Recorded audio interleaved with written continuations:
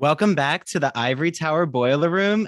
I have been desperately wanting and seeking this interview for a while. So I am joined with the one, the only, as he would say, I can't do it in the same voice though, Mr. David Yontef, reality TV guru from law school to getting his CPA license to now being all things pop culture analyst.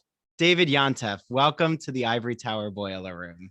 What is going on? Thank you for having me. I'm having my coffee. It's early in the morning and we are just, well, it's not even that early. We are just getting into it, right? Oh, yeah, we're getting into it. And I was just saying to David, first, I was trying to find the timeline because I'm like, when did I start really listening to you? When did I start doing Instagramming with you? Because I was so obsessed with your behind the scenes interviews. And it was in July. So That's almost it? a year. Yeah, Wow. it feels like a long time. But yeah, so I am just really eager to learn where your inspiration for Behind the Velvet Rope came from, because the interviews you now offer, they range the genres, right? And I know you don't always like to say that you only interview housewives because it's not true. You interview like those from The Talk. You've interviewed the infamous Susan Lucci. I mean, you run the gamut. So like, where did the idea come from? Well, I mean, listen, first of all, growing up before law school, before becoming a CPA, before all this, like I was always into pop culture growing up. So it's no, it was a thing. I love pop culture. If you ask me anything about politics, I have no idea what's going on in the world, nor do I necessarily really want to. I went to law school. I'm smart. I don't need to prove it to anyone. So, I mean, growing up, it really was all about pop culture. And then I went through a bunch of things with my career. And when I stopped practicing law, I fell into HR and recruiting. Like I ran recruiting at like Martha Stewart and like I was corporate. So I worked for all these companies. So it's not like I went from law to this. I went into HR and recruiting before, but I worked for all these companies that kept merging. And then when my last company merged, I was like, I don't know what I want to do with my life. I was already kind of hanging out with a lot of, listen, I mean, you live in New York City and you have more access to it than some people, it's like LA, New York. So I was already hanging out with a bunch of people like from reality TV, and listen, I'm like a business person. So it was always in the back of my mind, like, how is this going to be a business? I didn't really understand. I mean, Margaret Josephs is one who would always say, like, you need to figure out a business with this because, like, you hang out with us like, what are you doing with your life? And I was doing nothing with my life for a minute. And so when I started this podcast, it really was, the origins really were a Wendy Williams type thing of like, we can hang out at night and have a drink, but I'm going to talk about this tomorrow morning. Now, of course, like, look, if someone's like, I'm getting a divorce in 3 weeks and it's not announced, I'm not going to reveal that type of stuff. But it was like these little innocent Wendy Williams like type of evenings. And so I'm like, I don't know if anyone's really interested in this. Then I launched my pilot episode, which was like me at a dinner in Florida with Kelly Dodd, Dolores Catania, and Ramona Singer. So I was like, literally, this is a real dinner. And Rick Leventhal was there. And I'm like, does anyone care about this? So that's kind of how I launched of like, and people were like, wait, is this real? Like you were at like Dolores was at dinner with Kelly and Rick. And so, okay, people cared. So when I started, that really was the anthology. It was one day a week, a little story, another day a week, an interview. Then look, I'm a business person. You look at the numbers, I think people now love these stories because I don't do them anymore. So I kind of just like the interviews were the thing that kind of were taking off in the beginning. And then the podcast was already a thing. But when COVID hit, it really was like I doubled down and I just started doing a ton of interviews. And then we went to 3 days a week, 4 days a week. And now it's like we are 5 days a week. It is 5 interviews a week. And it really is a different, I have a Patreon where I tell all these little stories and I still do days of these stories, but it's a different thing. It's like, it really is a like, who's next? And I'm going to interview. And it's like, I've turned myself into like a journalist really over 3 years. Yeah, you are a pop culture journalist. And I really like that you're explaining how you actually attending events is what formed this model. And I guess credit to Margaret Josephs. I knew she was very business savvy. Also, didn't Margaret have a really, well, I was going to say profitable, but a very long career in the fashion industry or marketing. Yeah, and like she still does, like, Yeah. you know, the Macbeth collection and all of that. Like, I mean, it's when you see Lexi and Margaret sitting around that table on real, I mean, that is Margaret's office. Like she has like a real job. I mean, it's real stuff is happening. Yeah, yeah. And oh, speaking of Lexi, you can burst this myth, which is Lexi from both the UK and grew up in America? Like, where does that amalgamation of her accent come from? Listen, everyone talks about Dorit's accent, right? Like people need to start talking about Lexi's I accent, love right? Lexi's accent. It's a little bit of everything, right? Yeah, I love yeah. it. Right. Like she is from the UK and like she, you know, she has like ties to Jersey. And so it makes sense to me. Yeah, yeah. I know. It kind of, she does like fit in the Jersey accent in some area. You know, and I grew up in the Siggy Flicker area of Jersey. I'm from near Cherry Hill. So We you have to know, love Cherry Hill. gotta love it. Yeah, yeah. Well, I grew up in Washington Township, but it's close. It's close. I mean, that's the thing about Jersey. Like all these people don't necessarily live near each other. Like Margaret and Jackie live near each, but you know, New Jersey is a big state, guys. Yeah, yeah. And I'm pretty sure Melissa grew up in Tom's River or South Central Jersey. I don't know. She's not from, I don't think she's from the Bergen County, Franklin Lakes, that No, Housewives area. no. I think Tom's River, I think, but I'm just guessing. All I know is when, did you see the Ultimate Girls Trip? When like yeah. Kyle is joking about her accent and she says "wooder," like that's a very South Jersey thing. So I'm like, oh, Melissa, you still got your roots. She does. Yeah, yeah. Well, and okay, so I can't let your first event go because you brought up Ramona Singer, you brought up Dolores Catania, and you brought up Margaret. So you form a relationship with Margaret at that dinner in Florida, or had you already known Margaret? No, Margaret, the dinner was Dolores, Ramona, God help us all, and Kelly and Rick. Margaret, I knew. So, I mean, I'm trying to think, you know, it's weird. Like you think back to like how you met certain people. Yeah. I know how I met Kim D. How the hell did I meet Margaret Josephs? I truly don't think that I know. Isn't that crazy? Was it a press event she was doing? Like a book I mean, or?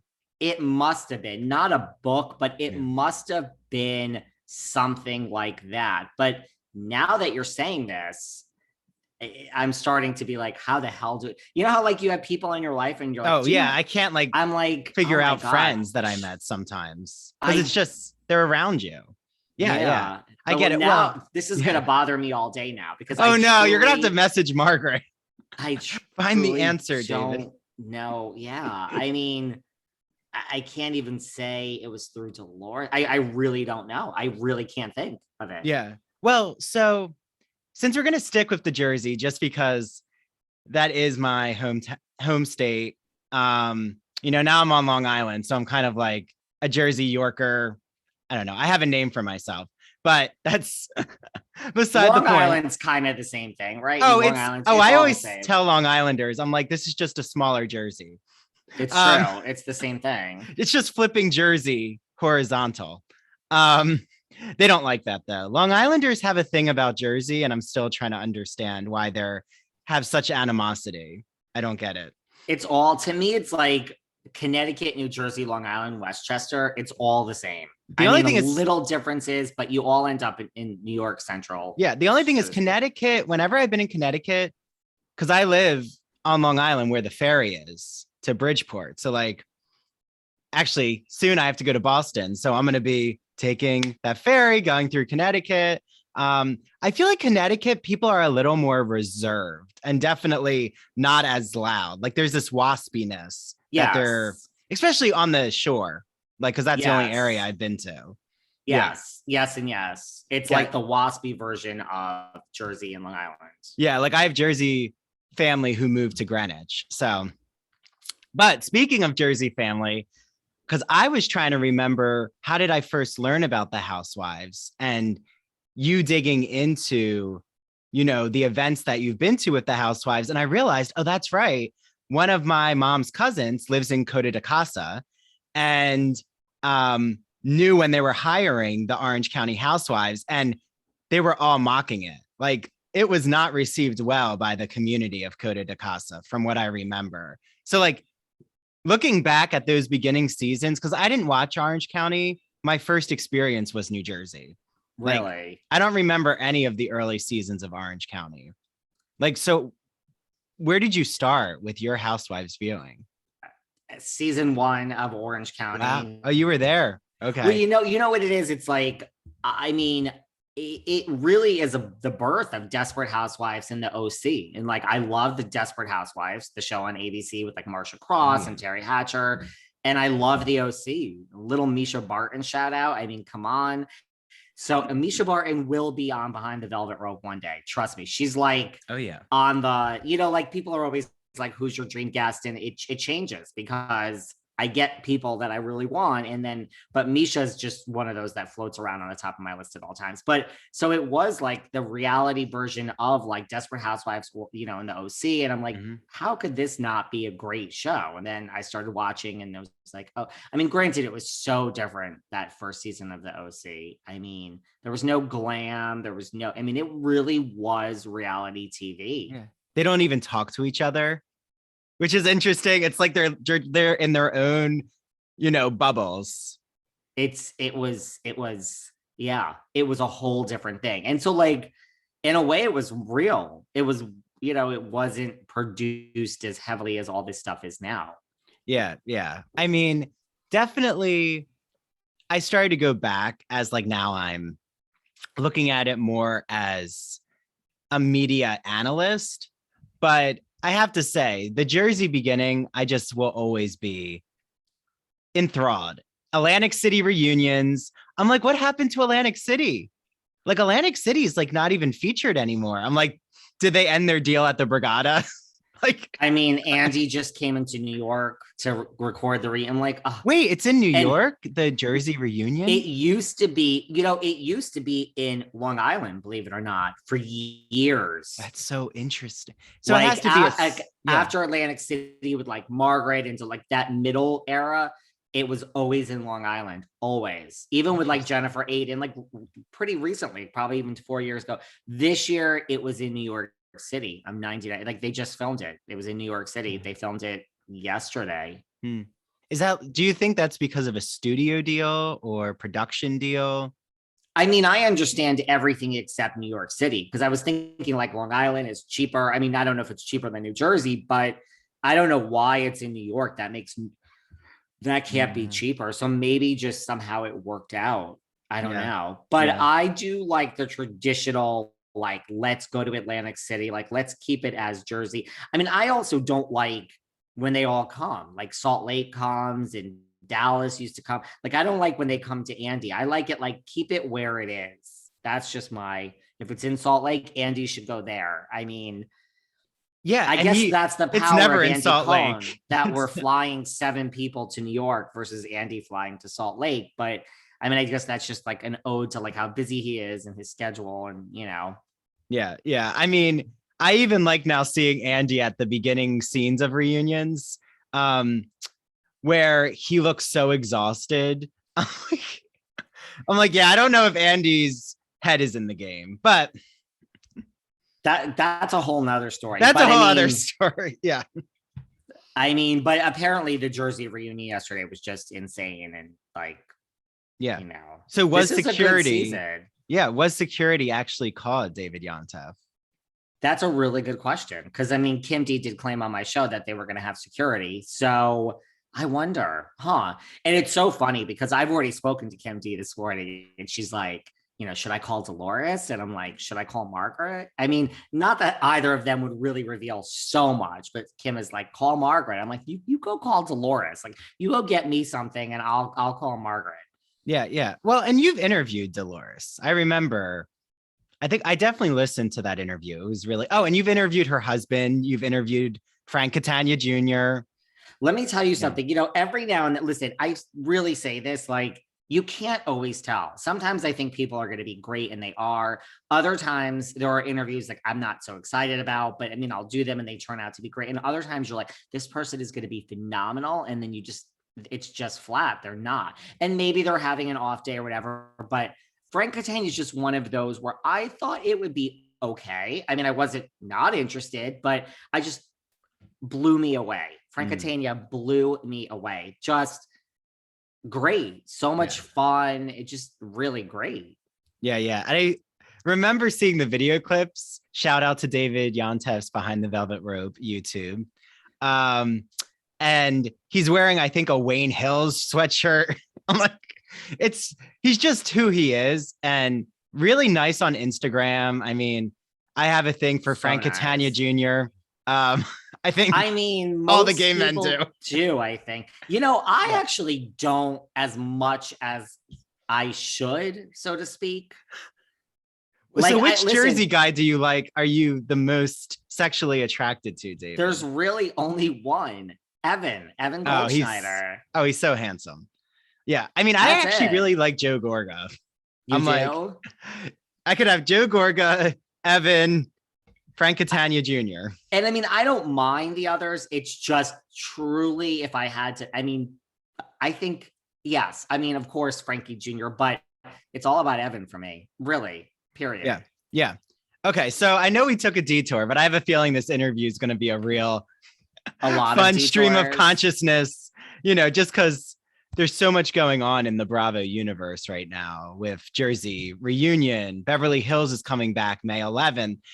I know that I want to hear your opinion about the Roni announcement, but I'm sure you also have things coming up on your show, because I know how you do it, David, with your in-depth, behind the scenes. So anything coming up on your end with this Roni split of the shows? Well, like I just had on Countess Luann. I just had on Ebony.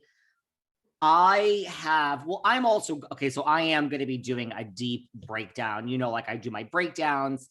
I am going to break this all down.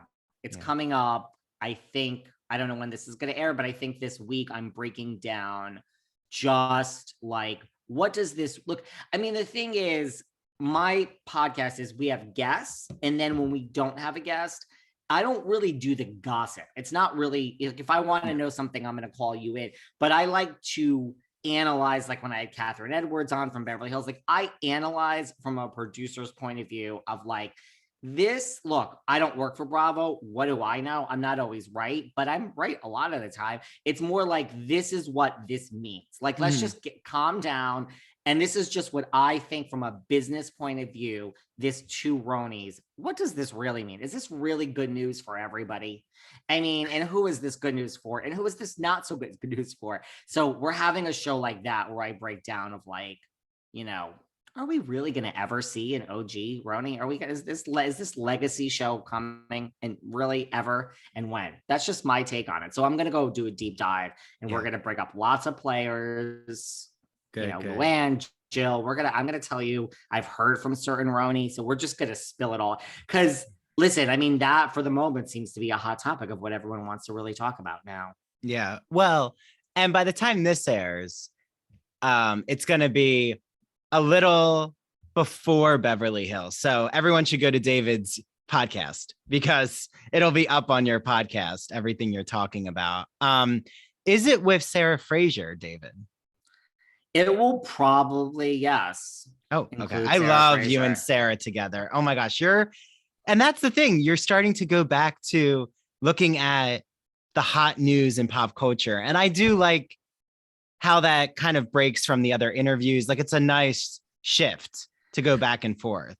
You know what it is? It's like, listen, I say that, because I do some consulting on the side for like podcasts that are just starting out and all this stuff. Like, I could really say for me, year one from doing this show was just kind of like figuring a lot of stuff out. I mean, there's a lot of stuff I don't even know.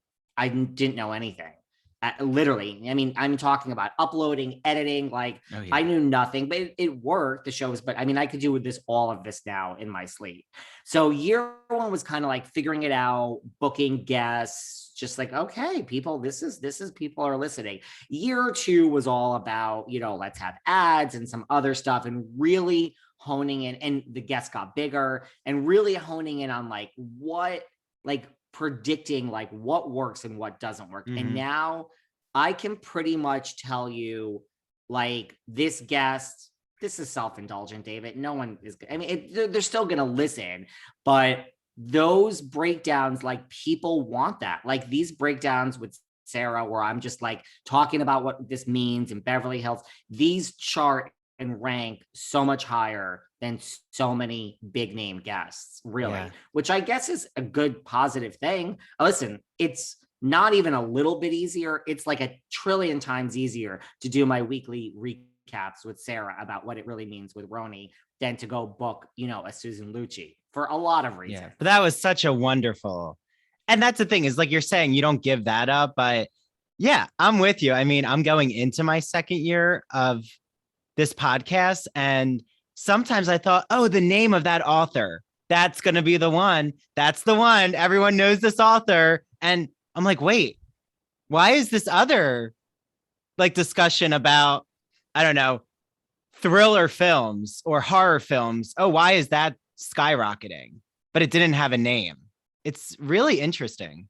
It's really weird. And yes, like, so, I mean, I think, and that's what I love about my show being 5 days a week. Like my show will never be like, it'll never be not the interviews. Do you know what I'm saying? Like the interviews will always be like, I'll never not want to interview a Susan Lucci. One of my absolute positive favorite interviews I have ever done of all time, hands down.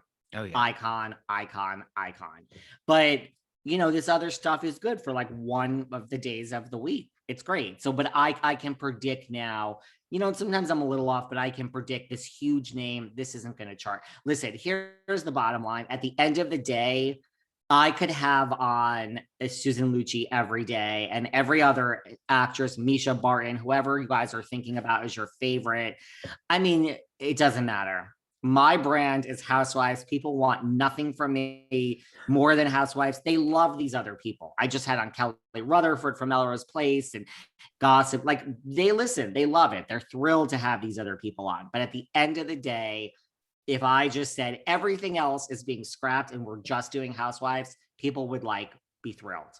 Literally, they would listen to a housewife that I had on from 30 years ago, who's like not been on the TV for this. It doesn't matter. That's what they want from me. So you started out by saying this, we're never going to be 100% that. It's not going to happen. I'm always going to want the Kelly Rutherfords and Misha Bartons and Tori Spellings. And these are always going to be part of my show. But the bottom line is people want me to talk Housewives and talk to Housewives and talk to Bravo people. That is just my brand. It's just what the people want. Yeah. Well, and, I'll reveal my cards, which is you've been my mentor in all things the pop culture universe, but also like me realizing, oh, you know what? I should reach out to pop culture experts, especially podcasters like yourself, Taylor Ferber. That was really fun. Dana Wilkey and I have an episode coming out because they're insiders and they also like, the game, you approach it from, like you said, a journalist perspective. That's why I'm less interested in someone who, how shall I say this? Because you've dealt with guests like this, I'm sure you have, who can't break contracts or who can't reveal too much behind the scenes. Like, no, I want to know the production side. I like ex-housewives because they don't have a stake in going back on again. And, that's a tough, they want to talk about the gossip. And I'm like, I'm not really interested in who fought with who in that scene. Yeah. I mean, that's the thing. Listen, it's like a balancing act. Like, ex-housewives chart just as well, if not better at times than a current housewife. Like, yes, the current housewives, you'll get stuff and they're great. I just had on Heather Dubrow. I mean, that's not an easy interview to get. She's not doing a podcast. She doesn't, well, she has her podcast. Yeah. Right.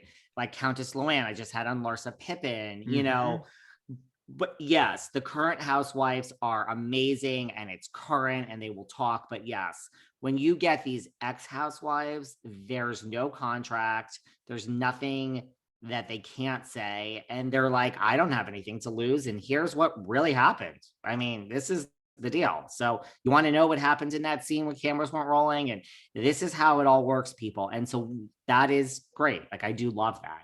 And you would think, like, who's going to listen to this housewife from 10 years ago? No. People listen and they say things, and they're just as popular as the current people that are on.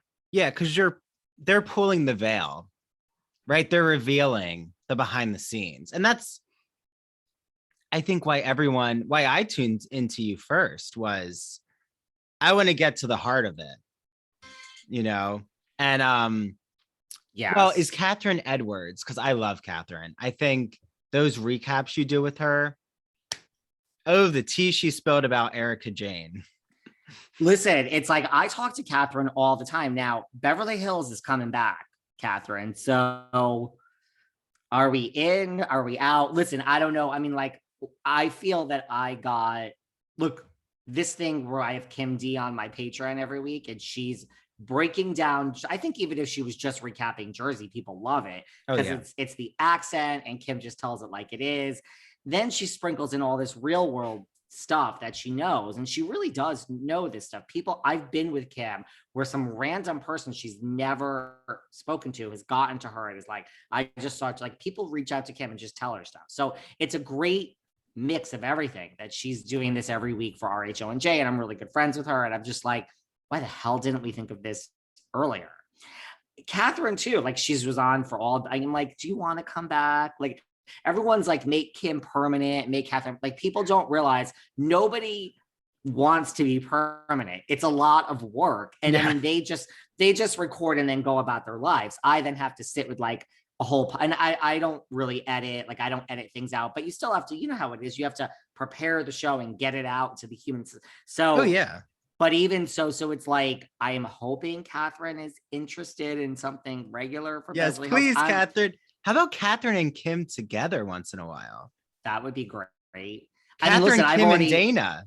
It would all be great, you know? And so it's like, yeah. I mean, look, because Kathryn wasn't really, no one realizes, as regular as everyone thinks. She was regular for the reunion, but she wasn't regular all season. Like Kim, we have every freaking Saturday. Yep, every week. But I would take Kathryn, and it's so funny because I do have an ex-Roni who has approached and is like, maybe I want to be the Kim D when Roni comes back. And I'm like, okay, I don't know if I'm like, we'll take you once a month.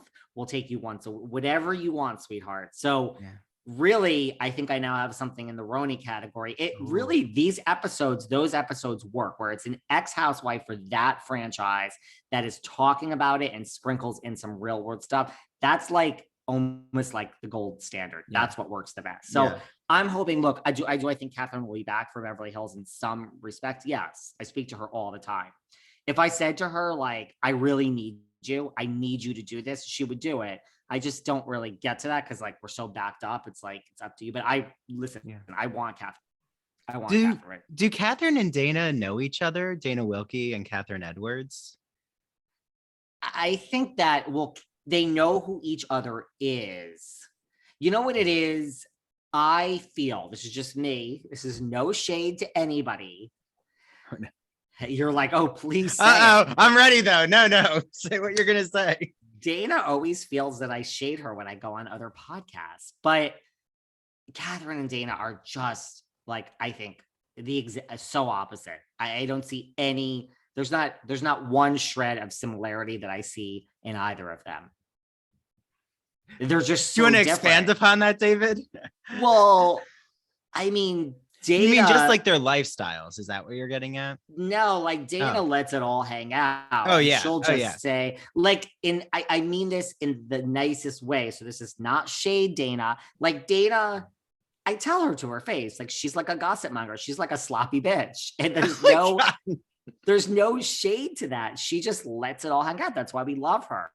Kathryn is more like, she has a similar, she's more like she likes to analyze, like, why is Rinna doing this? Like, what is, like with Kathryn, it's like, we break the fourth wall, and it's more just like, Rinna's fighting with this person because she wants her $1 million paycheck, and not like, we don't take it like this is real. We like to kind of like the stuff you like we like to break the fourth wall. Yeah. And that's not to say I don't like having Dana on as much. I just think their two styles are different. I can't see them being on at the same time, but I'm all for it. Well, that's why I love Sign me Dana. up. Dana does Dish. You know, she's interested in the Page Six news. Yeah. And that's And not shade. That's just, no. that's her brand. And I love that. That's why, like you said, we love that aspect. And then I love what Kathryn offers. I do think it would be interesting if they were in the same room. I do think it would be an interesting back and forth. I am all for it. You know what I mean? Like Yeah. I tried last year. I tried. Yeah. You know? Well, Dana told me a lot, not a lot, but Dana really loved when she saw you in New York and that whole Dana's Instagram lives. She loves her Instagram live with you, David. And let's just say, I think you were more interested in the cocktail than you were interested in being on Instagram. Well, her like daughter was there also. And she's like, I mean, Dana was like walking around going up to people, and her daughter is even like, what is she doing? I was like, listen, I am such a simple girl. I'm like, I once that vodka hits my mouth, I'm like, everyone, listen, it's coffee all day and vodka all night. So once I have my drink, I'm like, whatever Dana wants, it's fine. Like I'm very easy. But she was literally walking up to strangers, and I'm like, yeah, I'm not gonna do that. And her daughter, I think, was like, I'm not going to do that either. Like, we're going to sit right here and have our cocktail and let Dana go do her thing. Yeah. These weren't anyone associated with Housewives or anything. So I don't know what she was saying to each of them, but I was like, you go, girl. Yeah. No, that's good. She's networking. But I will say, and again, I don't want to be shady here because I love all of you. You know, and that's the thing where I stand with the Housewives too. Like if they're nice, and I know you say this, David, and I think it's great advice. If they reach out to you and they're kind, I have no issue. Like I have had great messages with Lisa Barlow. So I'm like, oh, she seems like a good person. You know, if there was cause for concern with how someone treats you, which, you know, we'll get into, but I'm not going to spend a lot of time on Jay-Z. I'll use those initials. Just because you gave a deep dive of that drama. And I have an update on it. Oh, well, okay. But basically, I was like, wouldn't it be cute, Dana, if like, you know, I went on a date with David, but like just as friends, and she's like, be careful, Andrew. And I'm like, Dana, what do you mean? She's like, I don't know if he's gonna settle down. And I'm like, Dana, I was just saying, go get a drink. Dana's really like, she gave me a whole lecture when we went out that night about like, I'm disconnected and like, I don't understand the purpose of life. And I was like, bitch, listen, I'm just having my drink. Like, she was like, you know, this, and don't you want something more? And I'm like, listen, like, I can't solve all my problems in one Friday night at, you know, over a drink. Well, Dana's invited when I come see you for a cocktail. Dana, you can come to Barbonia with David and I. I love that place in Chelsea. That's a good brunch. All you can drink. Yeah. Yeah. You know, I'm in the city a lot, as David knows. Listen, we will go out for a drink. Okay. Yeah. Yeah. And then I'll take a picture for Dana. And I'm in the Hamptons all summer. So I heard that. Oh yeah. I'll visit. I'm close to the Hamptons. Really close to? I am literally taking a 5-month residence in the Hamptons. Yeah. Yeah. So summer. Again, Dana's probably like eating her popcorn now. Like, oh, all in good fun. All in good fun. Speaking of which, Dana has already booked herself for the Hamptons. She's coming to stay. So. Oh yeah, I heard your calendar is full with all your Hamptons. No, it's really not. But people are just like, I'm going to come. I'm like, okay, everyone, like this is a real calendar. Like, I mean, nice of me to just say that is sweet of you. Like everyone just come. But I'm like, we need to have some, you know, like. Yeah. Wait, do you want some drama about the Hamptons? Because I had a student who's from Southampton. And people have spotted Ramona during the pandemic. And it's not going to be surprising. She like, you know, wasn't following protocols, whatever. I'm not going to pull a Kelly and Rick Leventhal, you know, getting into all the politics, but she likes to eat ice cream inside boutique clothing stores and apparently just has a certain attitude. That doesn't surprise me. Like she's very... The thought of seeing Ramona in the Hamptons this summer. Is that scaring you? It doesn't scare me, but I mean, where I'm going to be is literally down the street from both Jill Zarin and Countess Luann. Like, Oh, you're going to be in the Southampton area. SAG, yeah. Like literally, SAG. I'm right down the street. Having said that, like the last time when I was in Southampton last summer, I was with Elyse Slaine, and like I guess someone texted Elyse and they were like, Ramona's right down there. Like I guess it was a friend, and like we were meeting her friend. I can't remember the details. And like the friend was like, oh, where you are, Ramona's right down the street. And I'm just like, as Elyse and I were walking, she's like, I really don't want to pass by and see Ramona. I was like, honey, I don't want to see Ramona any more than you do. Like this isn't like, I have no interest in seeing the woman, really. But it's kind of inevitable. Like, but will you and are you and Luann going to get together? I'm assuming.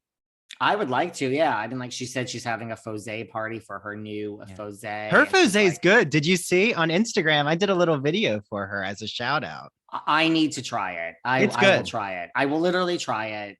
I will not try it on a Friday or Saturday night, but I will try it some other time. Yeah. I will try. Someone reached out to me and they're like, do we need to mix her Fosé rosé with liquor? And I'm like, I don't think that's the point. But I've done that with like Loverboy is way too like non-alcoholic for me. So when I've been to Loverboy events with Kyle and Amanda, I'm like, I will drink this, but I'm going to put vodka in it on the side. Yeah. It's just me. Yeah. Yeah. Well, okay. Also, because I know you know the town hall. That's where Luann had her incident. The townhouse, yes. The town hall. No, sorry. That's like a venue for performing. The townhouse. Andy Cohen, I'm not sure if you saw this, but on Watch What Happens Live, he implied that male escorts go to the townhouse. Here's the thing. I mean, first of all, I haven't been there in like, say, a year and a half, but it is that, I mean, that is kind of, well, A, it's the reputation of that bar. It is. And B, yes, I would agree with that. And C, I would say it's not as rigid anymore. Like back in the day, it truly was the bar. It's in Midtown. It's near where everyone lives. It's in like the 50s. It's near. So, but it was the bar like back when people were in Chelsea and, you know, the West Village and all like the young hip people.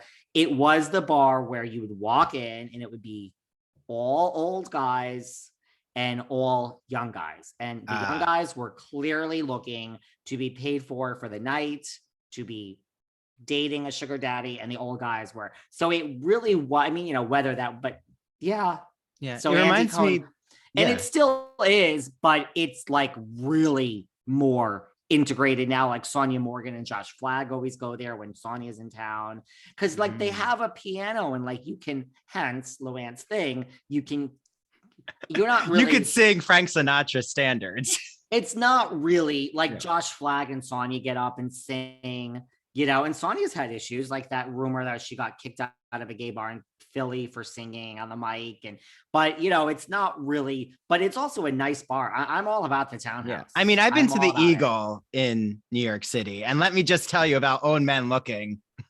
The Eagle is like interesting. Even more. This is like, if you've never been, it's picture like upscale. Like it's like you walk up steps and it's in a brownstone. It's like night. It's like, but it's not like hip, and it's just like upscale. It's just picture Upper East Side gay bar with a piano. Yeah, it's not like the Ritz nightclub. No, this is like. Okay. You know, darling. Like, of course, Luann was there. Darling. Yes. No, I love your interviews with her. And okay, because I have to get to some drama with you, David. Let's do it. Well, I'm just curious about some who haven't been on your podcast. And I know you network like crazy. So I know you've reached out to them. Brandi Glanville. Why has Brandi never been on your podcast? Isn't that a good question? Brandi's like a little bit of a snob bitch, isn't she? Now, I don't reach out directly technically to people anymore. Like I do have a team. Yeah. And that's not, listen, I book people in a lot of different ways, but yeah, I mean, I did reach out to Brandi directly way back when I was first starting. And she I mean, this was like at night. I'm like, honey, are you drunk right now? She responded right away. I have to find these emails. And she said something like, thank you, but I'm not interested, or something. Just whatever it was, I found it to be rude. Like, there's a way to say like, thank you, you know, but I just found it to have an edge. So it wasn't like, thank you, but I just have a really busy schedule. I'll reach out to you when I have more availability. Like the door wasn't open.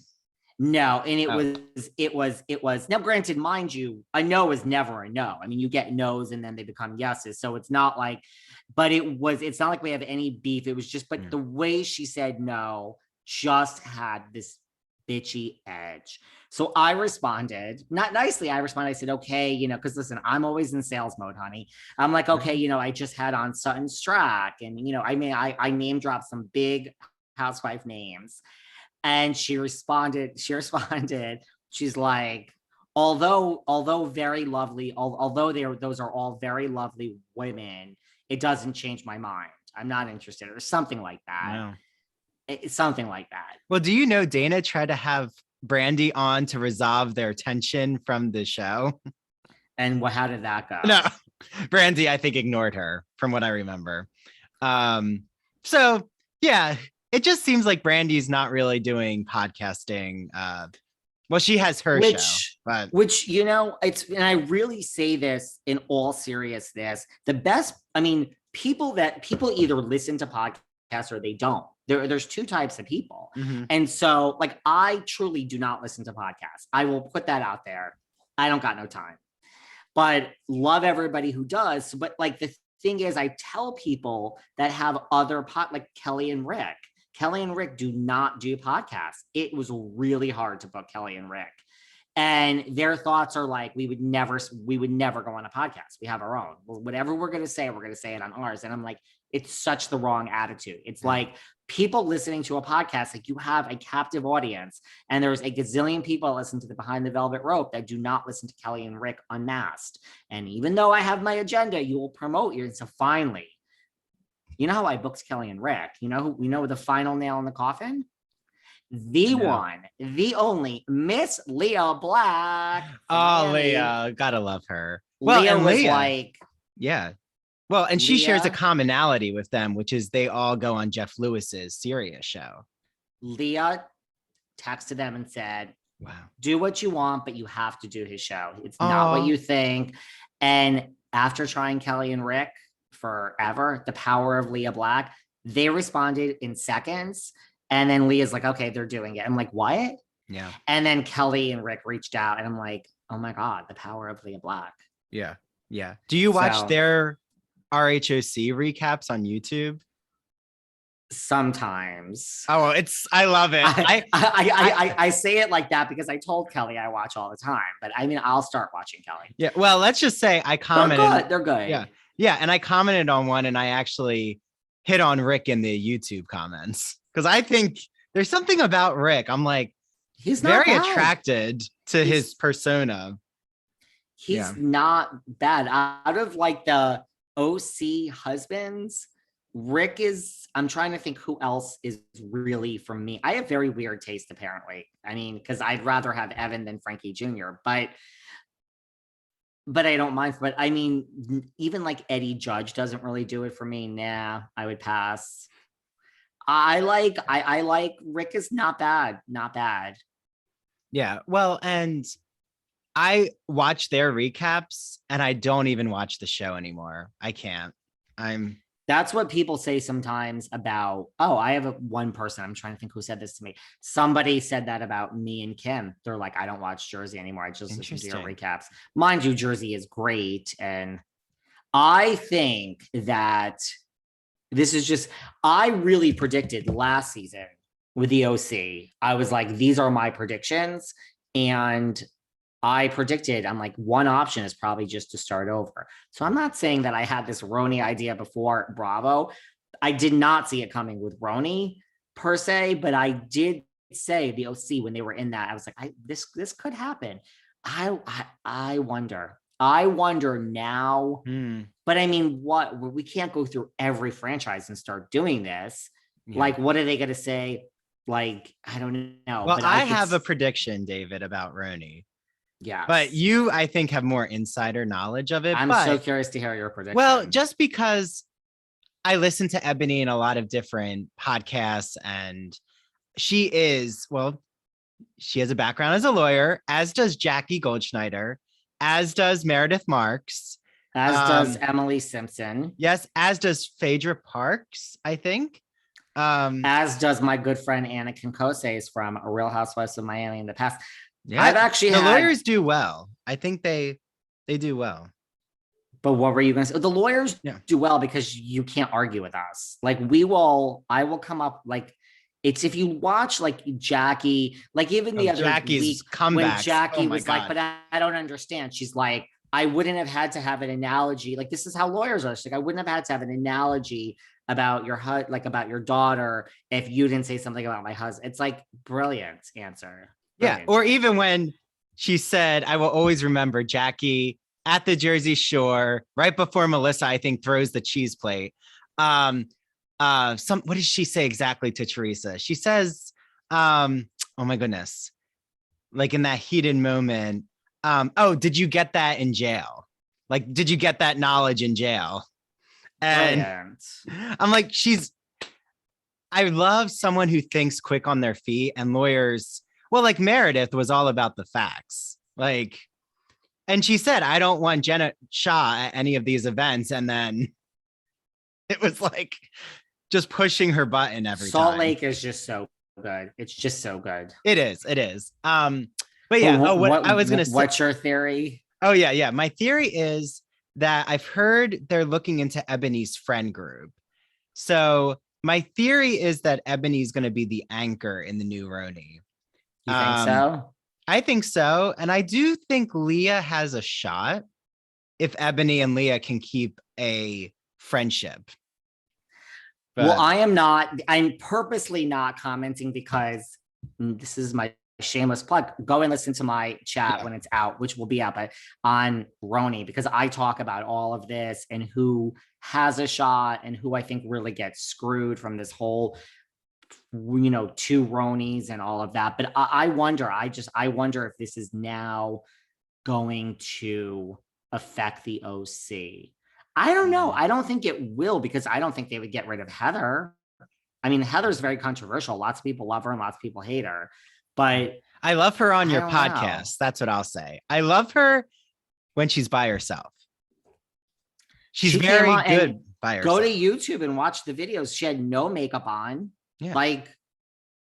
She's a different real Heather person. That's a real. I mean, who comes on my show with no makeup? I come on looking like I rolled out of bed half the time, but people, and I always tell people, don't get glam from me, but like, I mean, I don't know. That says a lot about Heather, doesn't it? Yeah. Like, she says that she has admitted in the past when she first went on OC that she has a different TV persona. And I get that. Meaning that she's good at her job. Yeah, she's good at her job. She's plugging certain things. I mean, like you say, okay, there's two motives. This is the David Yontef school of thought. Fame or money for why you would go on the Housewives. So I do think, wouldn't you say though, a lot of times it's a mix, like fame and money. It's a mix, together. Fame and money. And then, okay, we have a rare exception of it's COVID and Kathy Hilton can't go to Europe like usual. And she's bored and her sister's on the show. And why not film a few scenes? So Kathy Hilton doesn't want fame, she doesn't need it. She doesn't need money. So there's rare exceptions. Yeah, I don't see how else you can argue it. I mean, if someone has a ton of money, there's so many people with a ton of money that aren't interested in fame. They have great lives. They would not. Why would you go and put yourself through so much trauma? I mean, if you really think about it, what life is this? If you really break it down, like you are anxious and in fight mode all the time. I don't mean on the show. I mean, when you check your social media and these women check. They check. So like, if you have a ton of money, why would you do that? It's because you want fame. And then vice versa. And there's no shade. I'm just saying, I don't know. You can't really convince me that you have signed up to be on the Housewives for fame or money. Like, I don't see any other box that is to be checked. That's my well, and like, opinion. let's take though what just happened with New Jersey, like Jackie using the platform to explore her anorexia. And like, I do think there's also a rare occasion where it's used to like amplify something that you're going through that can help other communities, right? And I like what Yeah. Jackie, that she's being vulnerable in that way. And like, Heather Dubrow says, I came back in part to show like my kid's journey. And like, she has one, daughter that's bi, one daughter that's lesbian, and like, let's explore that. And, although one she didn't realize was going to come out, the other so it's like, I think there's a lot of other reasons and byproducts, but, I mean, I think Jackie wouldn't be there. Everyone says Jackie has so much money. Well, then you want fame. Yeah. I mean, you also could want more money, like, but I don't know. I mean, if you have a ton of money, you're not doing it for the first year. You get $60,000. I mean, that's what it is, period. So, I mean, eventually, but I don't know. It's just, so then that's no shade. It's just, why else would you be doing this? Yeah. There's a ton of people with tons of money that would be like, I would never put my business on TV. Lots of people wouldn't. Lots. And then, right? Well, and that's then why I think Roni has a hard time because of that. Because of people who don't want to be on TV because of their professions. I think in New York, it's harder because you have a lot of men in finance and women in finance that, I mean, a lot of financial companies just won't allow it. Yeah. By the time you hear this, like it will happen. My guest this Monday is Tiffany Moon from Dallas, who was on before, but she's back. And she said she had a clause in her contract that said, you cannot mention my hospitals. Like, the hospitals, like, you can't mention our name. You can't mention the address. She couldn't film within so many blocks of the hospital. So like, I mean, she's lucky she got that in her contract. Lots of times they're like, but she showed her family. But I mean, if you're a woman coming on and you are like, my husband cannot film, that's the Sutton Strack thing where they just made her friends. Like, she earned her diamond in the second season. Like, they won't go with you. They, maybe if you're famous but the average will just be like, we can't, we're not interested. We were, and now we're not. You can't show you're having dinner with your husband. So with finance, a lot of times the companies it's in their contracts. And I mean, these men, I'm saying if it's a woman, not that women couldn't do this, but if it's the woman and the husband, I mean, some of these hedge funders, they make like, $2 million, $3 million a year. Like, not going on Housewives and sacrificing this. Yeah, no, that's a risky investment, literally. Yeah. Here, wait, David, how much more time do you have? I have a little bit. Like, if we went like 15 minutes, is that too? That's fine. That's good. Okay, that's fine. Yeah. Oh my gosh, this is like, I'm loving it, David. I'm telling you. There's a lot going on. Yeah. Well, okay. And I'm also like, coming from academia, I could imagine, wouldn't it be amazing to have a housewife at Columbia University? Like, the hottest thing. Can you imagine though? Like, I mean, it would be really fascinating, but like, that to me is where Ebony and that housewife would really hit it off.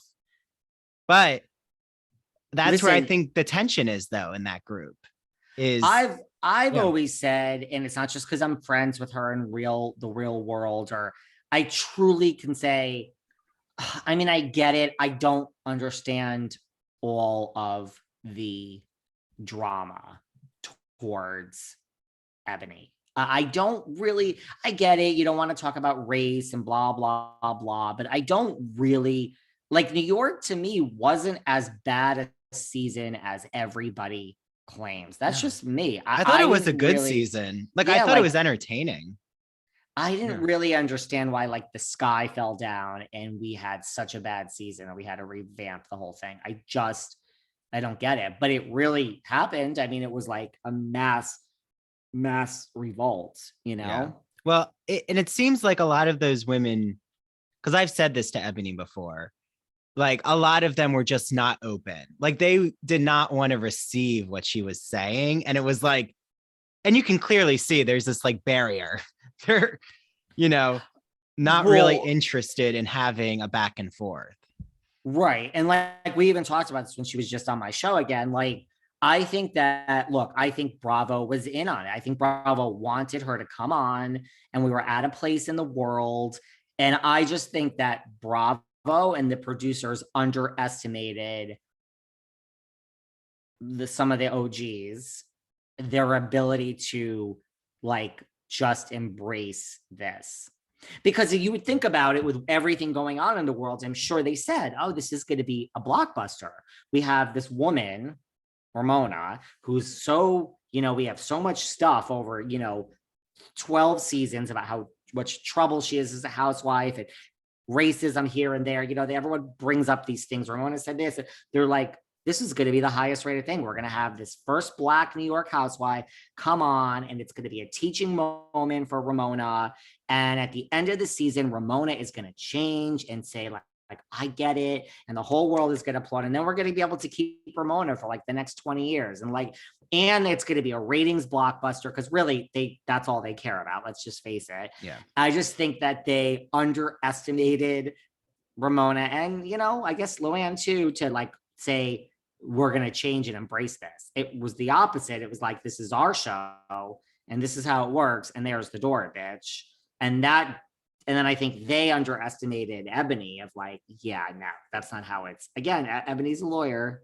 Like, you're not taking me out back. I got some other plans. So I just think it was a perfect shitstorm. But I do think in Bravo's mind and casting, they were like, the world has gone in this direction, and we're going to cast our first Black housewife, and we're going to have a teaching moment. And these three OGs really, but Sonia kind of played. We're going to come around, and at the end of the season, we're going to be a new woke franchise and head on into the future with the best ratings ever. That is what I think Bravo anticipated. They just underestimated Ramona and Luann, and I think they underestimated Ebony as well. And well, and then you have Lea, which don't even get me started on that. Well, and have you ever interviewed Lea? I don't remember. No, I have not. Okay. Is there an interest there for you? I mean, look, She has a book coming out. I would interview everyone. I mean, Lea has a stick up her ass and probably thinks she's too good to come on my podcast, which, I mean, at this point, she shouldn't, because I've talked so much shit about how inauthentic she is. But I would take her. But I mean, now it's like, why bother? Because I talk about how inauthentic you are. And I do stand by that. I mean, she saw the first Black housewife ever for New York and said, this is the future. And I'm going to, her brand with Married to the Mob and all that. And I'm just gonna, and then when that wasn't working, she said, bye-bye. Cause I mean, I don't really care about any of this, and I'm gonna go with these OGs. So to me, that's total inauthenticity. That's just my opinion. Yeah. And I do think it's odd, because when she first came on, she was saying like how progressively aware she was. But it's like when push came to shove, like, and she had to be an ally to Ebony, it was very telling. It's like the person who says like, I'm so rich and I have so much money. If you really have a ton of money, you're not talking about your money, period. Yeah. Yeah. Well, I think that's a good segue. This is going to be real shady of me. Oh boy. But with the one, the only, probably won't come back on David's podcast, Jill Zarin, who I think anytime, even when I've heard her recently, and I just do this, David, to do some research for you to see if she's shouting you out still. But she was like on Jeff Lewis, and Jeff Lewis. Have you ever made a connection with him? To have him on my podcast? Yeah. I love to hear that. Well, first of all, I've had on all the Jeff adjacents, Jenny Poulos, Chaz Dean twice, Megan Weaver, who's on his radio. All these people, Megan. You got to go. Megan, I told Megan, I'm like, you need to send this to Jeff. It's like, Megan, I got an Architectural Digest from showing on my, I mean, whereas like, no, not Architectural. Yeah, Architectural Digest, which for a designer is like, she said she gave this story about Leonardo DiCaprio's house and like the press went crazy. And I'm like, take this and show it to Jeff that like has Jeff been in Architectural Digest? Well, you are now Megan Weaver Design from coming on Behind the Velvet Rope. I've had everyone around Jeff, but like Jeff is so nice. He's just like, it's serious. It's more like, look, I do believe there's a serious component in what you can do and what you can't do. But one day Jeff Lewis will be on. One day. Yeah. Yeah. I look at him with an interest too. I don't know how our whole episode has become who's Andrew interested in. But no, I actually have said that. I would be interested in Jeff Lewis. I don't mind like a little bit of like a rigid personality. Oh yeah. Well, and I like that it seems like he owns his drama. I'm all about owning your drama. Just own it. Just own it. So yeah, Jeff, I'm not so against Jeff. Yeah. Yeah, but okay. I know now because I will push this narrative forward. I appreciate that you addressed the Jill of it all head on your show. So go to David's. I'm pretty sure, was that on your Patreon? No, that was on regular. Your regular. Okay. I broke down my feud with Jill Zarin. We had a feud. Yeah. Even though like listening back, I don't hear the tension. So it seems like a lot of it was off air as you described. It wasn't like in the moment, like a bomb went off. No, it was after. Yeah. But coming up, by the time this is out, now I have a follow-up I have some news this week. You'll listen. I have a follow-up after this interview aired. All I'll tell you is I'll drop this teaser. After I aired this, like, this is why Jill and I had a falling out. My phone did ring. Oh. And I was like, hello. It's like, hi, David. This is Jill Zarin. Did you just call me a bitch? That's how the conversation started. So stay tuned for this episode this week. Is there some conflict resolution, David? I think there might be. But you gotta, So it's not like she might not be back on Behind the Velvet Rope. Listen. Okay. Again, I explained it all. And okay, we'll have to listen. The phone did ring and it was her. And that's how the conversation started. And I'm like, good morning to you too. Hi. So that could have been the therapy session that you desperately needed together. It was an interesting, and I talk about this on the episode. Like, I can't wait. It comes at like on the busiest day. I'm like in the middle of 100 interviews, and I'm just like, and it's the guest that I was with that day. We were talking about this. It was Sarah, and she was like, "Did you know it was Jill?" I was like, "That's such an interesting question." So this is a very nuanced. What happened after this interview aired where I called Jill a bitch? That is, now you got to go listen to that one, which is coming this week. So there you go. Oh, it's going to be great. It's part of the same episode where I talk about the future of Roni. It's all kind of tied together. Oh, nice.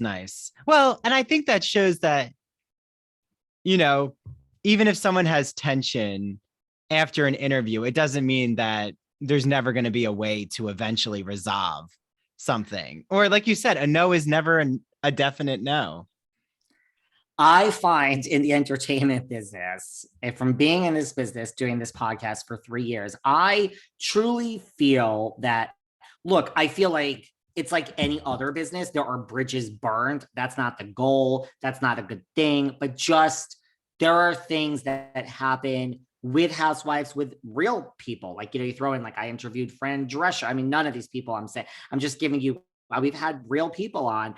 It's often lots of people, agents and managers and networks. I've been on many Zooms where like networks are involved. So just people are involved. So you don't want to burn bridges, but just like every other business, you burn bridges. But I have found in the entertainment business, there is so much drama and so much going on, of so much that whoever hates you or is mad at you at 9 a.m., in most cases by 10 a.m., they are over it and you're over it. And there is just another drama of who said what to whom. And it's just, this business is not for the faint of heart. So like if someone said, if you burn bridges throughout the year, like I'd have to literally think, like, have I burned bridges with certain people? Not really, but possibly. Yeah. Do you know what I mean? Well, and I think it's fine to be juicy and shady. And isn't that something we all realize we're going to do, though, when we're talking to someone in pop culture, is you're going to be a little shady. Like, there's going to be a little drama. It's the entertainment value. Like, yeah. And like, for instance, like a publicist said 2 days ago, like a huge publicist said to one of my bookers, something like, look, it was someone that is not going to do interviews anyway, so it's all spirit, but they were like, oh, this and that, and like, David tends to quote unquote go there, and I'm like, well, okay, sure. Like, I'm not going to do look, I have people on where networks are like, you can't mention this, don't ask. Like, I always, first of all, I'm a lawyer, so I always find a way to get something in without, I never go back on my word. If it's like, don't bring up the name Erika Jayne, I won't. I have a roundabout way to maybe get you to bring it up, but I don't go back on my word. But okay, like if a major publicist is like, well, David goes there, great, I do. Like, we're not going to do a watered down version of an interview. Sorry, like, we have real questions here. I don't really want to just talk about how wonderful everything is. Like, you're on a reality show where you're paid to cause major drama. There's drama and we're going to address it. And I just want an answer from you. I may not believe your answer. The audience may not believe your answer, but we're going to ask the question. So when this publicist said this, and then my booker was like, I don't know if you're going to get this person. I'm like, great. I mean, I do go there. I don't understand how I'm supposed to answer that. Yeah, well, and just to plug again that you and Kim D, I mean, how many years have you known Kim D, David? What is it? Probably, when did the Pretty Mess book come out? Because that is where I met Kim D. I met her at a Erika Jayne book signing. So whereas I cannot recall where I met Margaret Josephs, I can tell you that I met Kim at the Pretty Mess book signing. So whatever year Erika Jayne's Pretty Mess came out is the year that I met Kim D. Wow. Which I think that's, what is it, like 2010? I'm just making that up. Yeah, something around there. That's crazy. Yeah. Wow. Well, so maybe it's later than that. I'm like losing, but like a lot of years, Yeah. Well, as we conclude, I just want to thank first, David. You are welcome back here anytime. I will come back here anytime. I love your scoop. I just love all the topics we get to. It was like, I'm going to have to come next time thinking of other guys from Bravo that I would. Oh, I told you, Steve Gold is my number one. That's my number one from Bravo. Okay. If I had to go there, that's who it would be. Yeah. Like if I could have a choice of anyone. Yeah. And a lot of the Bravo guys, even the straight ones, they really do love their gay fan base. Like, speak of Joe Gorga. He owns it. He loves it. Oh, yeah. Yeah. Steve Gold is... Yeah. He likes it. Oh, and you know who also I've had on my show who was just so sweet. It's like, I don't get it, is Bobby Boyd. Josh Flagg's ex. That was, yeah.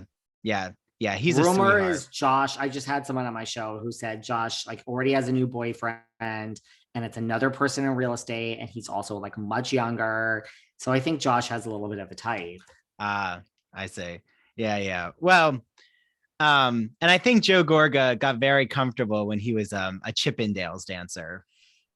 So it all makes sense. You love your Joe Gorga. Oh, I know the history. Oh, yeah. You love Joe Gorga. Yeah. So I'm going to continue tuning in to all things behind the velvet rope, David. Your Kim D recap. Shout out Kim. Kim has a heart of gold. I'm like, anyone who has an issue with Kim can come to me, because people are DMing all the time and they're like, same thing with Kathryn, but Kim, they're like, oh my God, I hated her for so many years on the show. I love her now that I listen to, and that's not my goal, but it's like, you could still hate someone after the interview, but people are like, these weekly recaps, they're like, she's so honest. I just think we're in a different time now with what we want out of reality stars. And I just think good, bad, sloppy, you just want someone who is honest. Exactly. So that's where I can give a shout out to my girl Dana, that even though I call her a sloppy bitch and a gossip hound, she isn't, there's no angle. She's not like, what should I say for the next hour that's appropriate? She's herself. So bravo. Yeah, we're all owning our authenticity. And thank you also for being on camera, being professional, and not zooming from your car. And we don't have to get into that, but the person who zoomed from their car will always stand out in my mind with you, David. Mind you, I have had 3. 2 are non-housewives. I've had 3 that I can remember car. Oh no, excuse me. 4 car chats. Yep. 1 housewife. I assume you're thinking of the housewife. Yes. And I've had 3 non-housewives that have, I mean, the video's up on YouTube. They're in their car. And I'm like, I guess, thank you for fitting me in, I guess is what I should say. But at the same time, if you didn't want to do this, and I've had like moving car, I've had people say, okay, hold on. Like I'm getting out of the car part of this is over. Now we're going into my house. If I lose you, I've had other people like have to pull over. I've had every scenario possible in a car, really. Yeah. But you still get the chat. And that, David, is where your expertise comes in handy. Listen, you still get the points. Once that Zoom starts, it's like we've had that audio, we've had everything. It's like the show must go on, as they say. It's like we're not rescheduling because you're never going to be back. We're just going to do this now and hope for the best. Exactly. Well, hopefully our paths I know will cross again, David. Everyone, I'm gonna DM you about all those interns things. Yes. And yes, people can listen Behind the Velvet Rope on Apple, Spotify, anywhere podcasts are found. You can watch little clips on YouTube of all these reality stars. Mm-hmm. Just search Behind the Velvet Rope podcast on YouTube, or you can follow us on Instagram at Behind Velvet Rope. 5 long days a week. Any day you could have a new interview. And your merchandise too. Listen, and I don't know what I've done lately, but these Behind the Velvet Rope mugs, this is not a shameless plug. All of a sudden, I've been selling these. I like more at a rapid rate. So I don't know, like we talk about what shows are going to do well. This, I cannot figure out what I've done, but here's a Behind the Velvet Rope mug. Well, and I'm going to get one to match my Ivory Tower Boiler Room mug. Speak about my God, promos, listen, right? I mean, like, what else are you going to drink out of? It's just like, that. And also, can you, I know I keep saying we're at the end, but can you just do an improvisational? I don't want to put you on the spot, but what is that shampoo company? Because I love the way you plug that brand. Which one? The one about like it has lavender and you like start listing all of these amazing essential oils. Listen, I think that's Way. No, I'm not. It's Way. They're really, it's spelled like OUAI. If anyone wants it, use my code. Go to my podcast. It's not a joke. It's really like high-end stuff for like a cheap price. And yes, it's. But you sell me on it. But that's how good of a marketer you are, David. Because I'm like, this lavender sounds so good. Like it's like this, and I'm like, this is literally the best shampoo. But I'm like, when I'm with David, I have to on the air just be like, and with ginger and lavender and cinnamon and cardamom and orange. It smells delicious. Yes, really. No, and I'm sure I'm really a fan of it.